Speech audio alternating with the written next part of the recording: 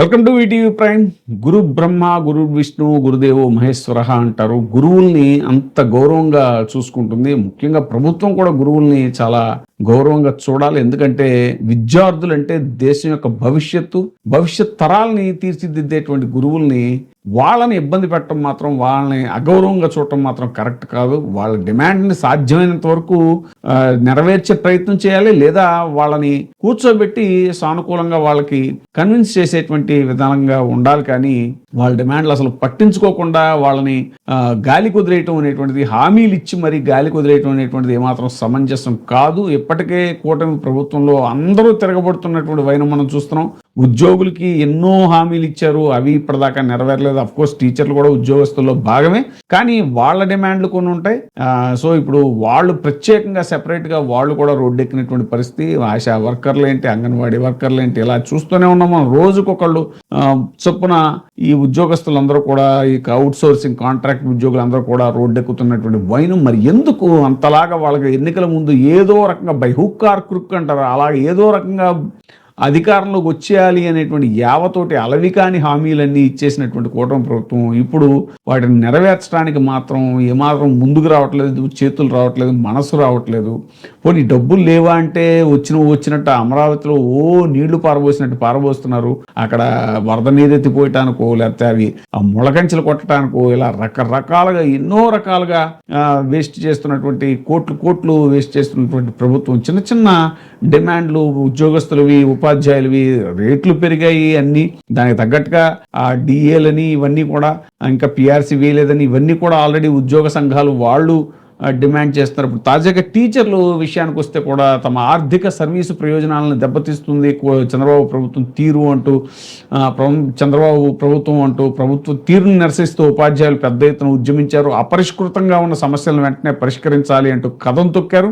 Ongole collectorate వద్ద ఉపాధ్యాయులు చేస్తున్నటువంటి ఆందోళన ఫోటోలు కూడా చూడొచ్చు మనం. ఉపాధ్యాయ సంఘాల సమాఖ్య ఫ్యాప్టో పిలుపు మేరకు మంగళవారం రాష్ట్ర వ్యాప్తంగా అన్ని జిల్లాల కేంద్రాల్లో ఉపాధ్యాయులు ర్యాలీలు నిర్వహించి కలెక్టరేట్లు ముట్టడించారు. తమకు రావాల్సిన ఆర్థిక ప్రయోజనాలను చంద్రబాబు ప్రభుత్వం ఇవ్వకపోగా వివిధ మార్గాల్లో వేధిస్తోందని ఆందోళన వ్యక్తం చేశారు. 12వ పిఆర్సీ కమిటీని వెంటనే నియమించాలి అని కూడా వాళ్ళు కోరారు. 30% మధ్యంతర భృతి ఐఆర్ ప్రకటించాలని, 11వ పిఆర్సీ బకాయిలు, పెండింగ్ ఉన్న 5 డిఏలు, సరెండర్ లీవ్ బకాయిలు తక్షణమే చెల్లించాలని కూడా డిమాండ్ చేశారు. కేంద్ర ప్రభుత్వం విద్యా హక్కు చట్టం 23 సబ్సెక్షన్ 1కు సవరణ చేసేలా రాష్ట్ర ప్రభుత్వం ఒత్తిడి తీసుకురావాలన్నారు. కరోనా సమయంలో చనిపోయిన ఉపాధ్యాయుల పిల్లలకు కారుణ్య నియామకాలు చేపట్టాలి అని డిమాండ్ చేశారు. ఏకీకృత సర్వీసు రూల్స్ అమలుతో పాటు 2025 సాధారణ బదిలీల్లో స్థానచలనం కల్పించిన ఉపాధ్యాయులను వెంటనే రిలీవ్ చేయాలి అన్నారు. ఇన్ సర్వీస్ టెట్ మినహాయింపుపై ప్రభుత్వ విధానం ప్రకటించాలని కూడా డిమాండ్ చేశారు. 55 సంవత్సరాలు దాటిన ఉపాధ్యాయులు 3 గంటలకు పైగా కూర్చుని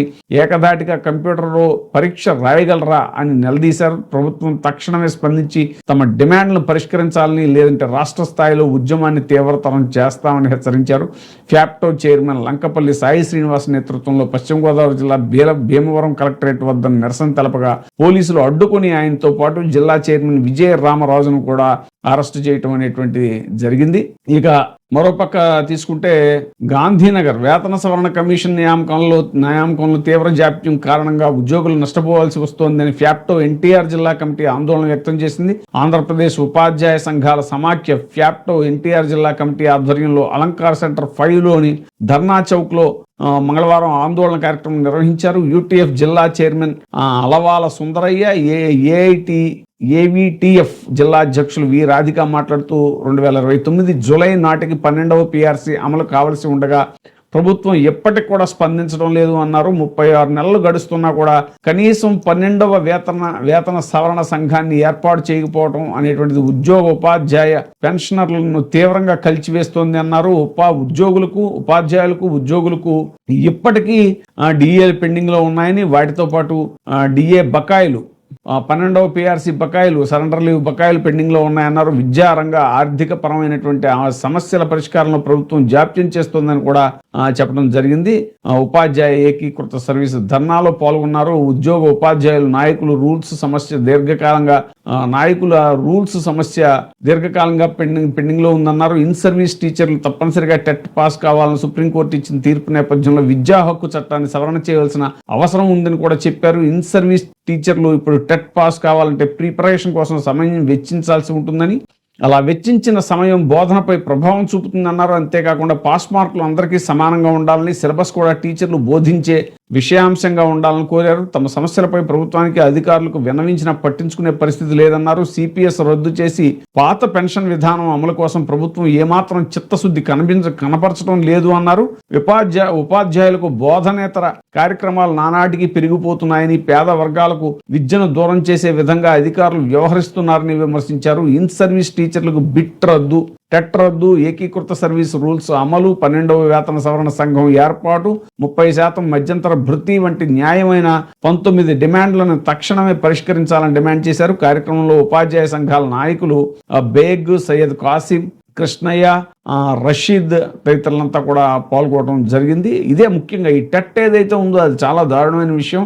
టీచర్ ఎలిజిబిలిటీ టెస్ట్ అనేటువంటిది ఎప్పుడో 2010 తర్వాత వాళ్ళని రాయమంటే అర్థం ఉంది, కానీ 2010కి ముందు కూడా వాళ్ళంతా రాయాలి అని అంటే వాళ్ళు ఎప్పుడో అప్పట్లో రిక్రూట్ అయిన వాళ్ళు ఆ బోధన తరగతులన్నిటి కూడా బోధనాంశాలన్నింటినీ పక్కన పెట్టేసి వాళ్ళు ప్రిపేర్ అవుతూ వాళ్ళు ఎగ్జామ్స్ రాస్తూ కూర్చుంటే ఆ పిల్లల విద్యార్థుల భవిష్యత్తు ఏమవుతుంది? ఇదంతా కూడా దీని విషయంలో సుప్రీంకోర్టుని ఆశ్రయించాల్సిన పరిస్థితి ఉంది. అలాగే సవరణ చేయాలి, ఆ చట్టాన్ని సవరించి విద్యా హక్కు చట్టాన్ని సవరణ చేయించాల్సినటువంటి బాధ్యత కూడా కూటమి ప్రభుత్వం మీద ఉంది. అది పైగా అది ఎన్డీఏలో భాగస్వామి కూడా. సో ఈ టైంలో చేయకపోతే అలాగే చంద్రబాబు నాయుడు గారు అనేటువంటిది కూడా టీచర్స్ యొక్క డిమాండ్.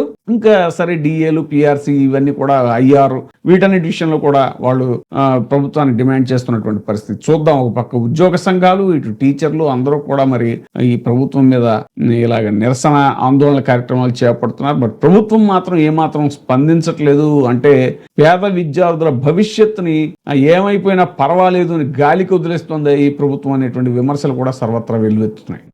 ఇప్పుడే సబ్స్క్రైబ్ చేయండి, లైక్ చేయండి, షేర్ చేయండి. VTV ప్రైమ్, మీ ఉత్తమాభిరుచుల సమ్మేళనం.